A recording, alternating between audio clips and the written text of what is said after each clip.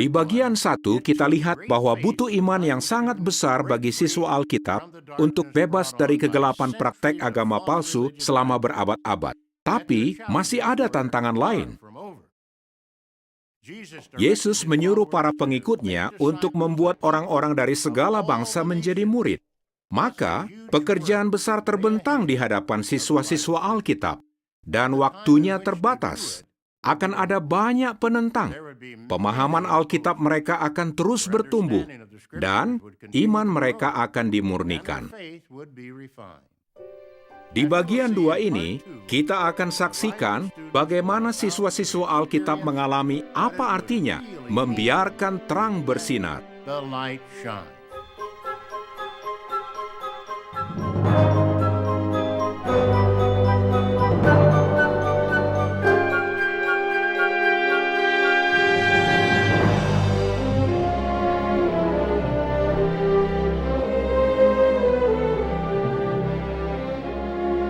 Tahun 1922, siswa-siswa Alkitab membuat kemajuan yang luar biasa.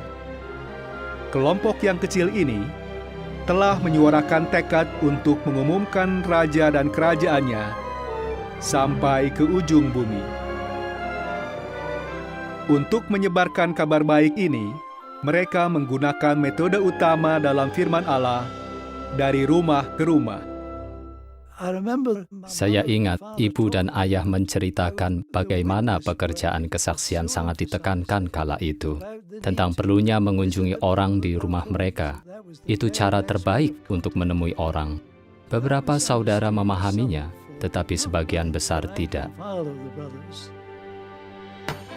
Pengabaran dari rumah ke rumah segera menjadi ciri khas mereka. Selamat pagi, kami ingin bagikan berita penting. Tapi, siswa Alkitab menggunakan beragam metode untuk menyampaikan beritanya.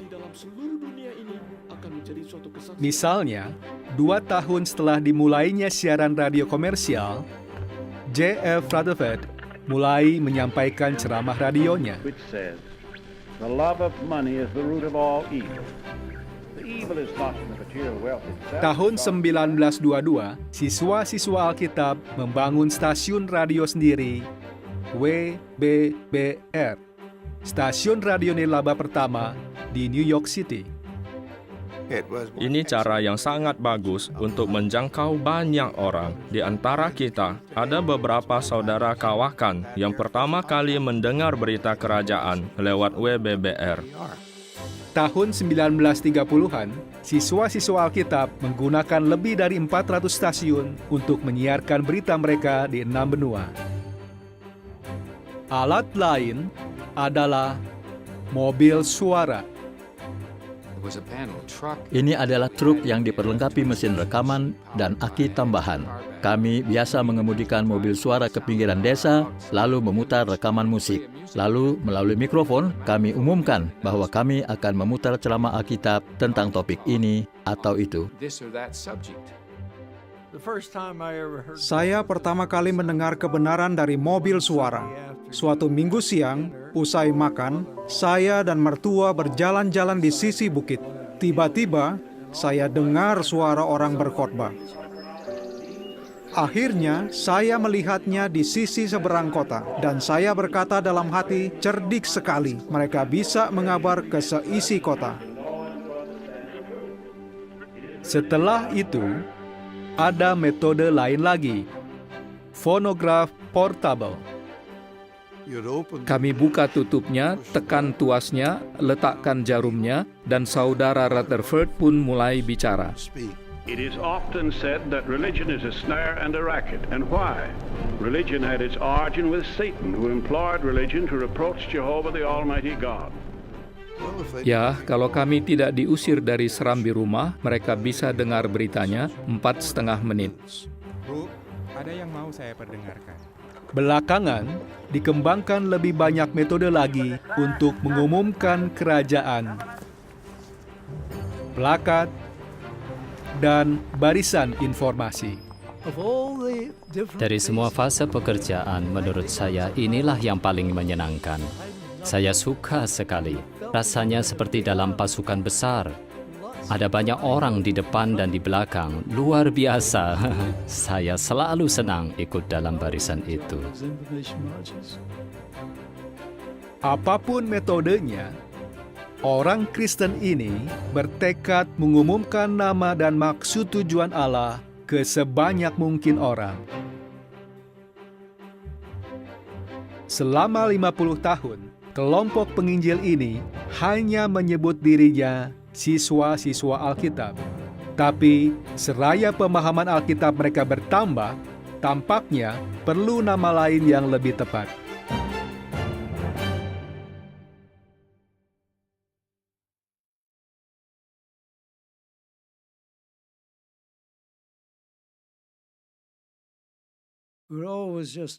Kami selalu disebut siswa-siswa Alkitab, dan Saudara Russell tampaknya mendukung itu.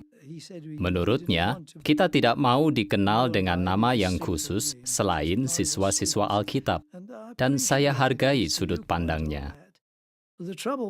Tapi masalahnya, orang mulai menyebut kita pengikut Russell dan pengikut Rutherford. Dan bukan cuma itu, istilah Kristen sendiri sudah bergeser maknanya. Banyak orang mengaku Kristen, tapi sama sekali tidak tahu apa artinya menjadi orang Kristen. Identitas mereka akan dibahas dalam kebaktian 7 hari di Columbus, Ohio, tahun 1931. Hadirin bertanya-tanya saat menerima program acara dengan huruf JW di sampul. J.F. Rutherford membahas Yesaya 43 ayat 10, lalu menyampaikan suatu resolusi. Kita sangat mengasihi saudara Charles T. Russell, dan kita senang mengakui bahwa Tuhan menggunakan dia dan sangat memberkati pekerjaannya. Tapi, kita tentu tidak mau disebut pengikut Russell. Lembaga Alkitab dan Risalah Menara Pengawal dan Perkumpulan Siswa-siswa Alkitab hanyalah nama badan hukum. Kita adalah hamba Allah Yehova yang ditugasi pekerjaan atas namanya. Jadi, biarlah diketahui bahwa kita adalah saksi-saksi Yehova.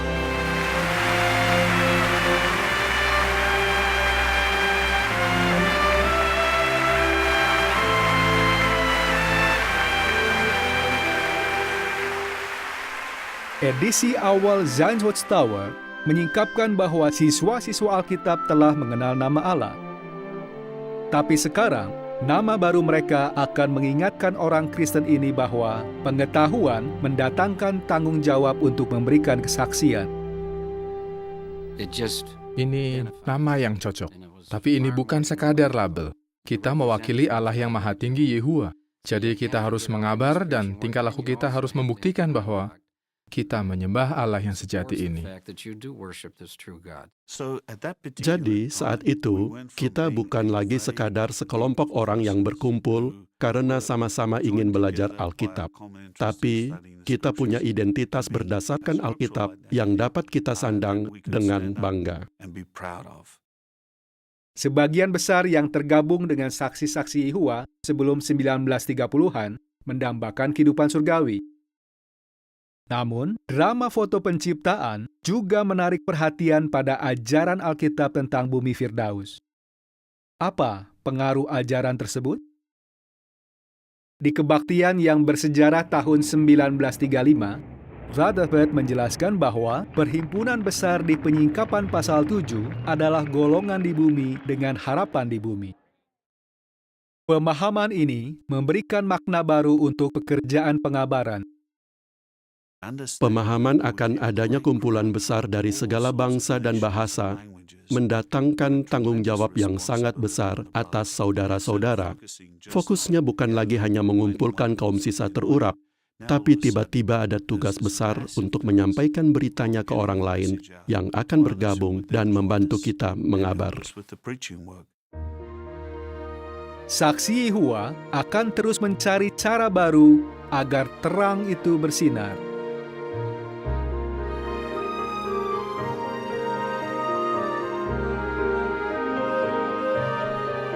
Tapi ada satu aspek dari berita itu yang tidak selalu diterima dengan baik.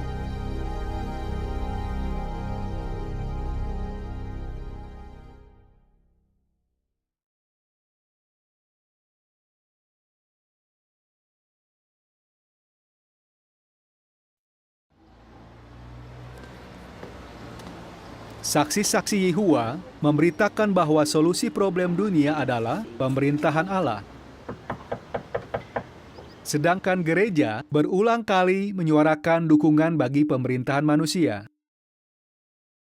Saksi-saksi Yehua merasa bertanggung jawab untuk menyadarkan orang tentang sikap pemimpin agama mereka. Tahun 1938, lebih dari 10.000 orang memadati Royal Albert Hall di London untuk mendengarkan ceramah Joseph Rutherford yang menyengat, dan jutaan lagi mendengarnya lewat radio. Rutherford, yang selalu blak-blakan, mengundang pendengarnya untuk hadapi faktanya. Diktator pemerintahan totaliter Jerman telah beraliansi dengan Paus. Faktanya tak dapat dibantah. Hierarki Katolik Roma telah takluk sepenuhnya pada metode politis untuk menguasai dunia. Rutherford menunjukkan peran gereja dalam bangkitnya Adolf Hitler, aliansinya dengan rezim fasis, dan upayanya di banyak negeri untuk menjadikan Katolik agama negara.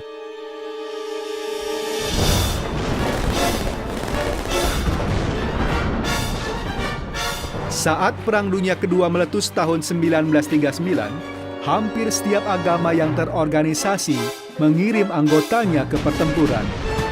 Orang Katolik Prancis dan Amerika membunuh orang Katolik Jerman dan Italia. Orang Protestan Inggris dan Amerika membunuh orang Protestan Jerman. Saksi-saksi Yehua ingin orang tahu jelas bahwa mereka tidak ikut-ikutan dalam pertikaian ini. The Watchtower, 1 November 1939 bernalar, bagaimana mungkin orang yang berbakti kepada kerajaan Allah mendukung salah satu pihak dalam konflik antar faksi di dunia? Itulah makna kenetralan. Kita bukan pasifis. Yehua bukan pasifis. Putranya, Yesus Kristus juga bukan. Dan soal siapa yang kita dukung, kita 100% mendukung kerajaan Allah. Maka kita tidak bisa ikut dalam pertikaian dunia atau dalam perang mereka. Karena pendirian ini, mereka dianiaya pemerintahan diktator maupun demokrasi di seputar dunia. Ini sesuatu yang sangat mendasar bagi umat Yehua. Mereka sama sekali bukan bagian dari dunia. Mereka harus benar-benar netral dalam konflik antar bangsa manapun. Tidak ada umat yang sepenuhnya netral terhadap dunia selain umat Yehua. Orang yang mengaku Kristen tapi tidak netral, beberapa bahkan mendukung ajaran Adolf Hitler, disingkapkan kedoknya oleh saksi-saksi Yehua. Majalah mereka, Consolation, membandingkan pidato yang disiarkan di Amerika Serikat oleh pendeta radio Katolik Charles Coughlin dengan pidato yang ditulis Menteri Kepala Propaganda Hitler Joseph Goebbels. Kata-katanya sama persis. Keloyalan Coughlin kepada Nazi berulang kali disingkapkan dalam Consolation. Tapi Coughlin tidak suka publisitas seperti itu.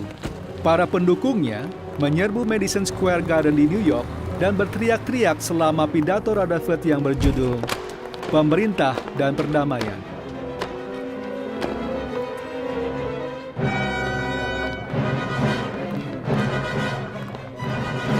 Kaum Puritan lari dari penindasan religius di Eropa dan menetap di New England agar bisa menyembah Allah dengan leluasa tanpa campur tangan agama dan politik. Rutherford sedang berbicara dan para pengikut Coughlin mulai mengatakan, Heil Hitler, Viva Franco. Bunuh Rutherford jahanam itu, dan mereka mulai melemparinya. Saudara Rutherford sadar apa yang terjadi dan ia mengatakan, Today the Nazis and Catholics would like to break up this meeting, but by God's grace cannot do it.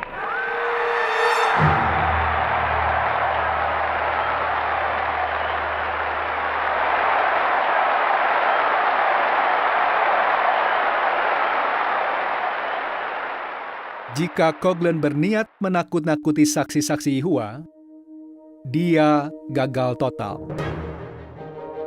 Saksi-saksi terus mengecam campur tangan agama dalam urusan politik, dan mereka tidak memihak dalam Perang Dunia Kedua.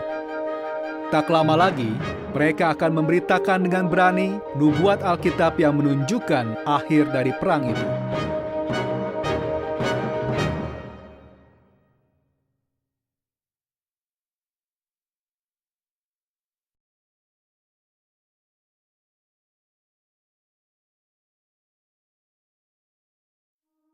Tahun 1941.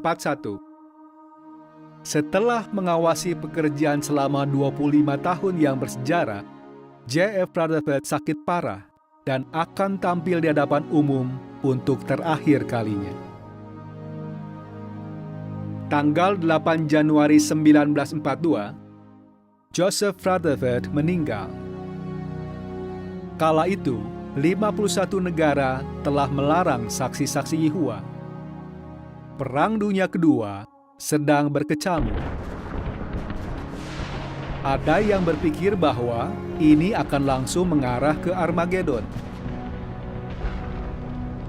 Namun, tahun 1942, Nathan Hartnor yang dilantik untuk mengawasi pekerjaan saksi-saksi Yehova berkhotbah di kebaktian tentang nubuat Alkitab bahwa ada peristiwa mencolok yang harus terjadi terlebih dahulu. Perang internasional ini bukan peperangan pada hari besar Allah yang Maha Kuasa. Sebelum Armageddon tiba, kata Alkitab, harus ada perdamaian. Meski masih perang, judul khotbahnya, Perdamaian, dapatkah itu bertahan lama? Nor membahas penyingkapan 17 ayat 8 yang menunjukkan bahwa suatu binatang buas simbolis akan muncul.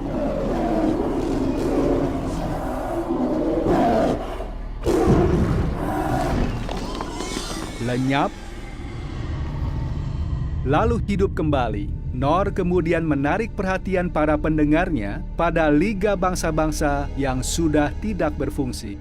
Liga ini seolah-olah mati suri dan perlu dibangkitkan agar dapat hidup kembali.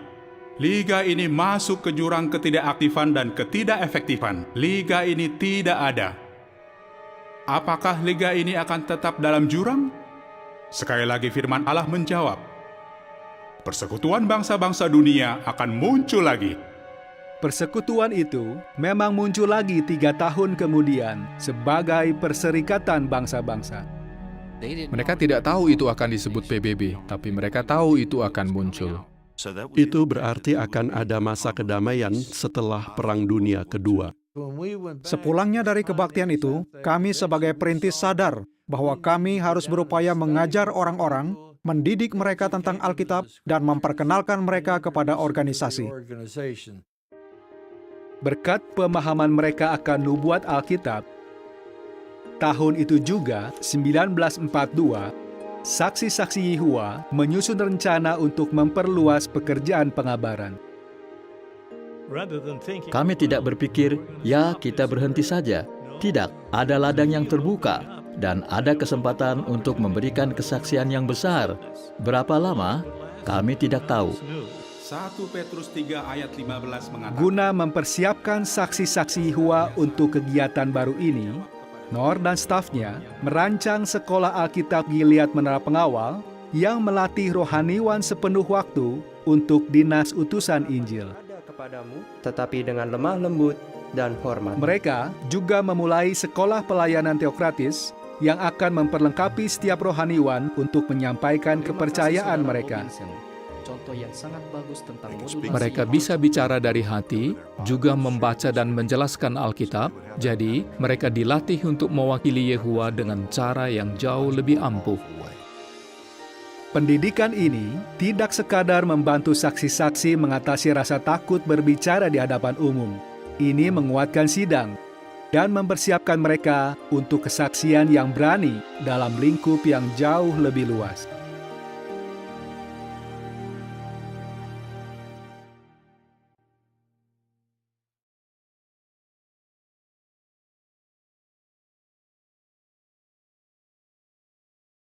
Saksi Yehua berupaya menaati pemerintah dan hukum negara dalam setiap aspek kehidupan, tapi mereka sadar ada satu aspek yang di luar kendali pemerintah, yakni ibadat kepada Allah. Jika pemerintah melarang kita mengabar, Alkitab menunjukkan dengan jelas bahwa rasul-rasul juga dilarang, dan jawaban mereka sangat tegas. Kita menaati Allah sebagai penguasa, sebaliknya daripada manusia. Yesus telah memperingatkan murid-muridnya, orang akan menyerahkan kamu ke pengadilan setempat. Sewaktu mengabar dari rumah ke rumah, Newton Cantwell dan putra-putranya ditangkap karena mengabar tanpa izin pemerintah. Saksi-saksi menggugat balik tuduhan itu. Tidak menantang, tapi dengan ramah mengatakan, "Tidak, Yehua yang memerintahkan kami melakukan ini, dan kami tidak akan minta izin dari manusia untuk melakukan perintah Yehua." Setelah 2 tahun proses hukum, pengadilan memenangkan saksi-saksi Yehua. Tapi 2 minggu setelah keputusan Cantwell, Mahkamah Agung Amerika Serikat menangani kasus lain yang melibatkan saksi-saksi Yehua dan bendera nasional. Meskipun kita benar-benar merespek negara dan apa yang dilambangkan oleh bendera, membuat tindakan pembaktian atau penyembahan kepada bendera sama saja bagi kita dengan menyembah berhala.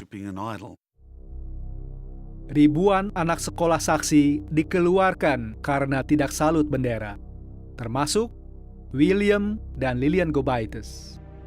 Saksi-saksi menggugat tindakan itu di pengadilan. Tibalah saat persidangan, dan saya takut sekali. Angkat tangan kanan, taruh tangan kiri di Alkitab. Apakah saudara bersumpah untuk mengatakan hanya kebenaran di hadapan Allah? Ya.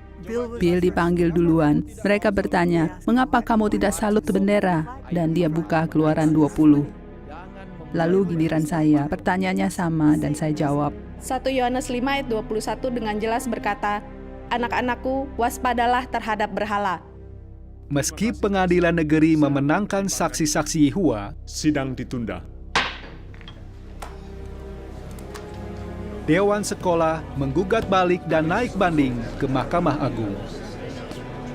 3 Juni 1940, Mahkamah Agung menjatuhkan putusan 8-1 menentang saksi Yehua. Keputusan yang mengguncang negeri itu. Beberapa hari saja setelah keputusan Gobaytes, Balai Kerajaan di Kennebunk, Maine, dibakar. Di Illinois, massa menyerang saksi-saksi yang sedang mengabar, membalikkan mobil mereka, dan memusnahkan lektur.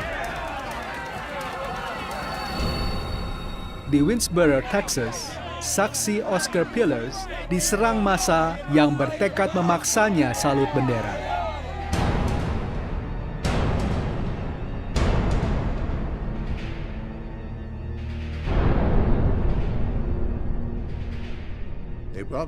Mereka membuat saya siuman, lalu mengacungkan bendera dan ingin saya salut.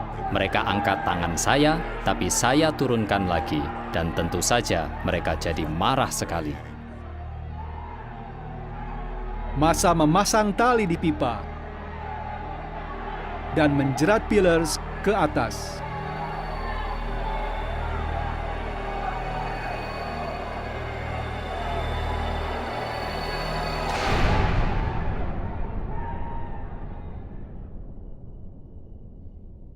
Ia tersadar di penjara dan nyaris mati.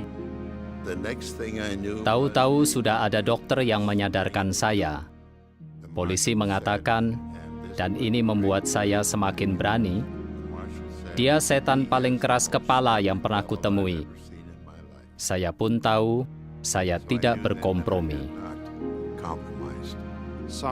Ada yang dilumuri ter dan bulu, yang lainnya diusir keluar kota, dan ada juga yang dikebiri, dan ini bukan hanya di 1 atau 2 komunitas, tetapi dari Maine sampai California, dari Washington sampai Georgia.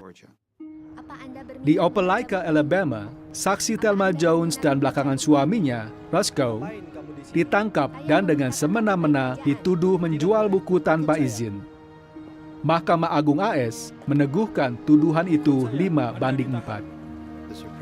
Mahkamah Agung memutuskan bahwa negara, dalam kasus ini Kota Opelika, berhak mewajibkan iuran dan izin untuk mendapat hak istimewa berbicara kepada tetangga. Sekalipun kalah, ada secerca harapan. Hakim Douglas, Murphy, dan Black yang tidak setuju menyatakan bahwa keputusan kasus Jones dan juga kasus Kobaitis tentang salut bendera adalah keliru. Saksi-saksi Yehua melihat peluang. Mereka maju dengan kasus salut bendera yang baru. Nah, Brookhaven, kita siap maju. West Virginia State Board of Education versus Barnett. Dalam kasus Barnett, Mahkamah membalikan keputusannya, termasuk kasus Kobaitis. Mahkamah memutuskan bahwa Dewan Sekolah tidak berhak menolak pendidikan bagi anak-anak saksi yang tidak mau salut bendera. Tahun itu, 1943, Mahkamah Agung AS mengeluarkan 21 keputusan yang memenangkan saksi-saksi Yehua. Sementara itu, saksi-saksi di Provinsi Quebec, Kanada, ditangkap secara rutin, kadang 2 kali sehari. Kepala Negara Bagian Quebec, Perdana Menteri Maurice Duplessis, secara pribadi bertekad membungkam saksi-saksi Yehua. Tapi hasilnya justru terbalik. Setelah 12 tahun proses hukum, Mahkamah Agung Kanada mendakwa Duplessis karena melecehkan saksi-saksi Yehua. Dakwaan atas Perdana Menteri Provinsi belum pernah terjadi dalam sejarah Kanada, dan hal itu dieluk-elukan sebagai tonggak sejarah kebebasan individu. Perjuangan di bidang hukum tidak hanya terjadi di Amerika Utara. Di Yunani, ada sekitar 20.000 penangkapan atas saksi-saksi Yehua. Selama 48 tahun, Minos Kokinakis ditangkap lebih dari 60 kali karena mengabar. Bertahun-tahun, ia meringkuk di penjara dan dalam pengasingan. Kalau dihitung-hitung, sudah berkali-kali saya dalam penjara dan pengasingan. Sepanjang hidup saya, 50 tahun. Mereka memvonis kami dengan sengaja dan terencana. Akhirnya, tahun 1993, Mahkamah Eropa untuk Hak Asasi Manusia menjunjung hak warga Yunani untuk mengajarkan agamanya kepada orang lain dan memutuskan bahwa Yunani telah melanggar kebebasan Minos Kokinakis. Hingga hari ini, saksi-saksi Yehua telah memenangkan lebih dari 200 keputusan di pengadilan tertinggi di bumi. Dalam hati saksi Yehua, ada hasrat membara untuk menunjukkan bahwa kita sangat mengasihi Yehua. Kalangan berwenang berupaya menghambat kita, tapi kita juga dengan semangat berupaya melindungi kegiatan kesaksian kita. Saya tahu kalau kita mengandalkan Yehua, Ia akan membantu kita menghadapi apapun. Hal yang menakjubkan tentang penindasan, kalau boleh saya katakan, adalah kita harus punya keputusan yang tegas. Yehua adalah pejuang yang perkasa. Siapa yang bisa melawan Dia? Seberapa hebat pun tantangan yang kita hadapi, atau apapun bentuknya, keyakinan kita kepada Yehua tidak akan pernah mengecewakan kita. Ia mendukung kita.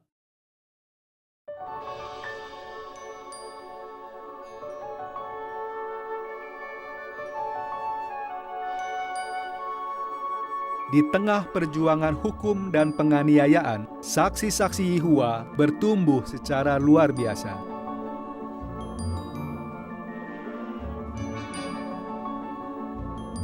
Sekolah Gilead menampakkan hasilnya. Dalam 10 tahun pertama sejak beroperasi, lebih dari 2.000 utusan Injil telah dilatih dan diutus. Dan jumlah saksi meningkat 4 kali lipat. Di Afrika, hanya 11 tahun setelah sekolah Gilead dimulai, jumlah saksi meningkat 800%.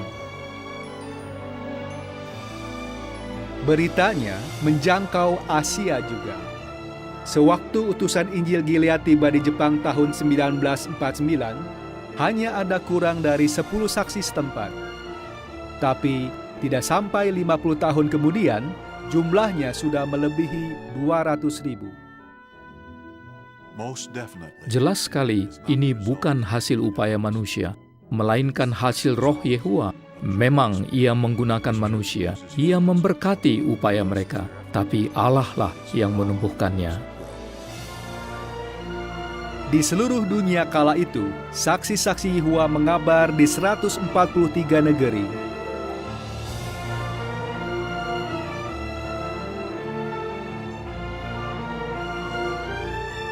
Pekerjaan ini meluas di setiap benua.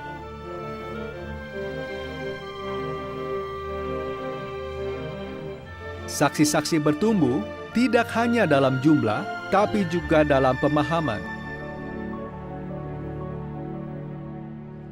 Sejak masa Siti Russell, saksi-saksi Yehua telah menggunakan beragam terjemahan Alkitab yang umum di berbagai negeri yang mereka kabari. Kerajaan surga itu seumpama Tapi ada beberapa masalah. Bahasanya kuno.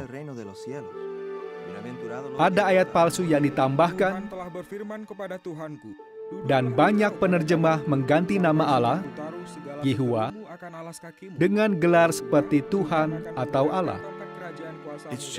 Halnya seperti membaca surat dari sahabat, seseorang yang kita kasihi, tapi namanya tidak disebut-sebut, yang disebut hanya pria itu atau orang itu.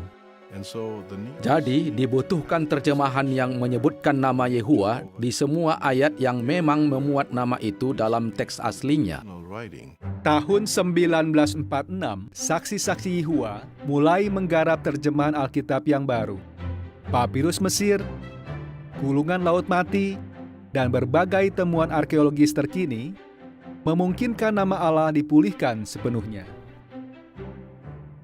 Hasil kerja keras selama bertahun-tahun itu mulai disingkapkan tahun 1950. Atas kebaikan hati Yehua yang tidak selayaknya diperoleh, dalam kebaktian internasional saksi-saksi Yehua bertema pertambahan teokratis ini, saya sangat senang merilis kitab-kitab Yunani Kristen terjemahan dunia baru.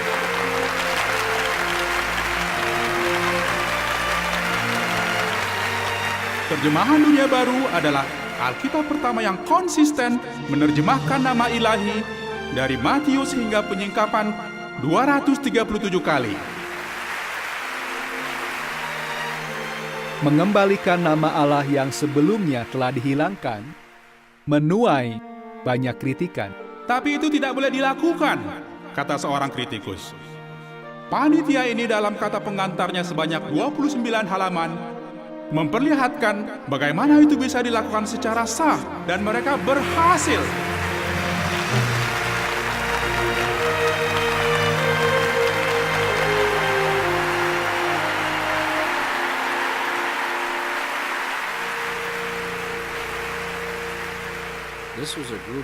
Mereka sekelompok pria yang diurapi roh di bawah pengaruh, bukan diilhami, tapi di bawah pengaruh Roh Kudus. Kasih, respek, dan rasa hormat yang dalam akan sang pengarang.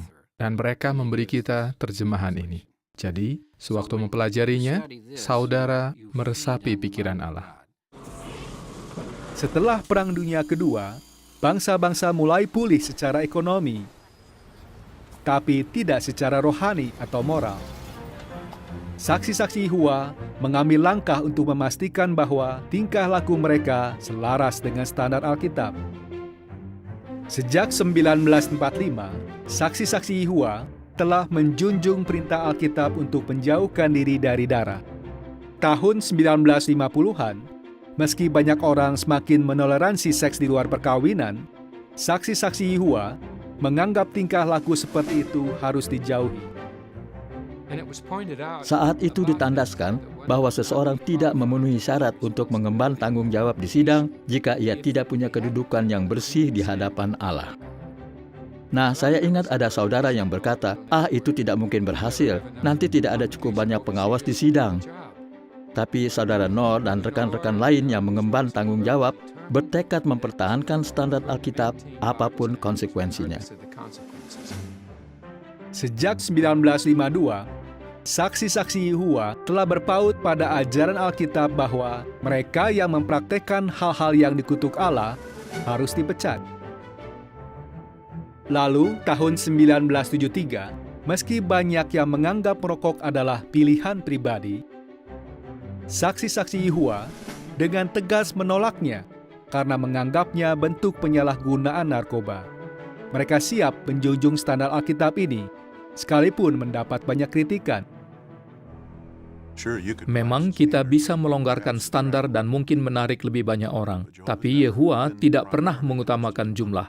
Yang ia inginkan adalah kualitas penyembahnya, hanya 8 yang selamat dari air bah. Itu buktinya, Yehua tidak mengutamakan jumlah. Kita berpaut pada Alkitab, tidak pernah mengencerkannya. Sedikit lagi mengkhamirkan seluruh adonan. Ini bersih. Sewaktu orang datang ke balai kerajaan, kita ingin mereka yakin ini bersih. Bukan cuma fisik, tapi yang terpenting bersih rohani.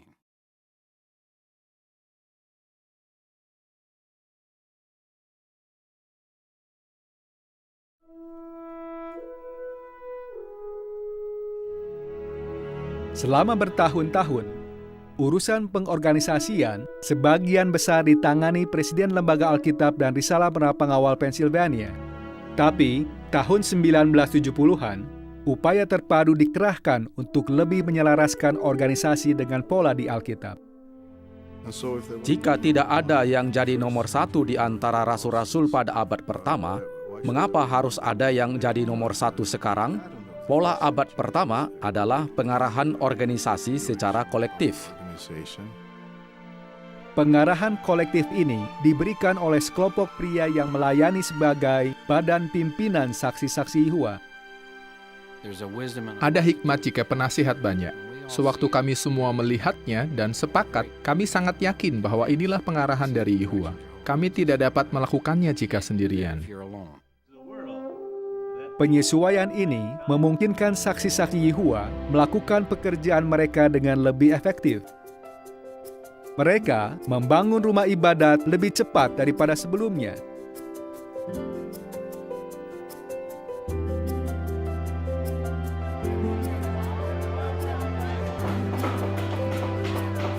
Mereka menerbitkan lektur Alkitab dalam lebih dari 500 bahasa.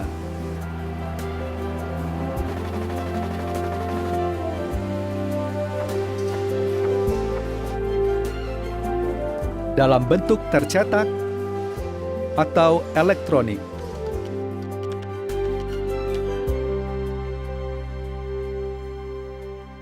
Saksi-saksi Yehua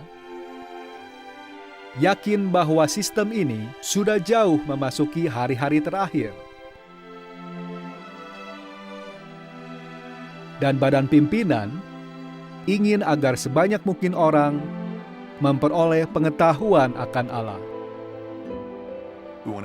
Kami ingin terus mengawasi dan memacu pekerjaan pengabaran karena ini harus dilakukan sebelum akhir itu tiba.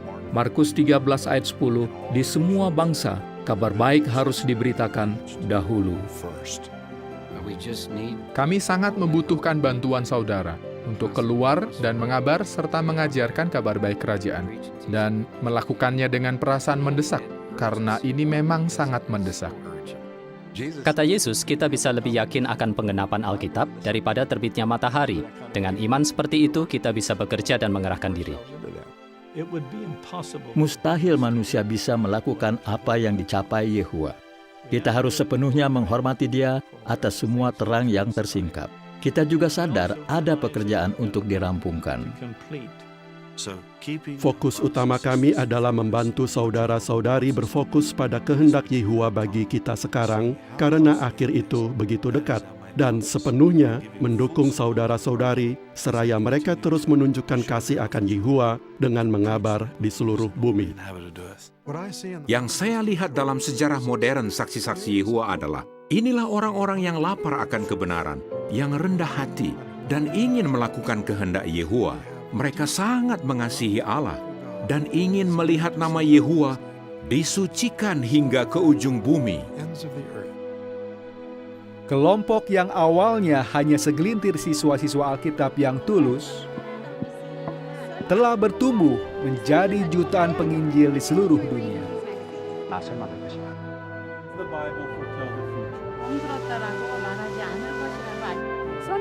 Kelompok yang awalnya hanya segelintir etnik dan kebangsaan telah bertumbuh menjadi persaudaraan sedunia.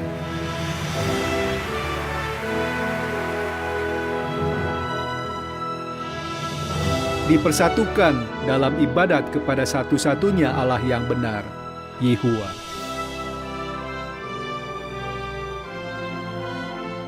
Pendidikan Alkitab masih merupakan sarana untuk menerima terang. Mereka mengerti bahwa apa yang mereka pelajari dari Alkitab hari ini akan menguatkan iman mereka untuk hari-hari mendatang. Mereka yang menyambut terang menjadi murid. Sebagai murid-murid sejati, saksi-saksi Yehuwa harus mengalami kesukaran.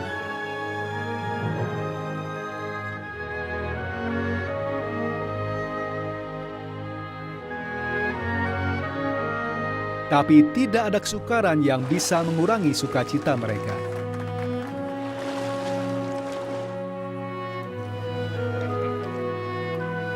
Ketekunan mereka melewati segala macam kesengsaraan membuktikan bahwa iman mereka tidak salah tempat dan bahwa Allah yang mereka sembah memang nyata.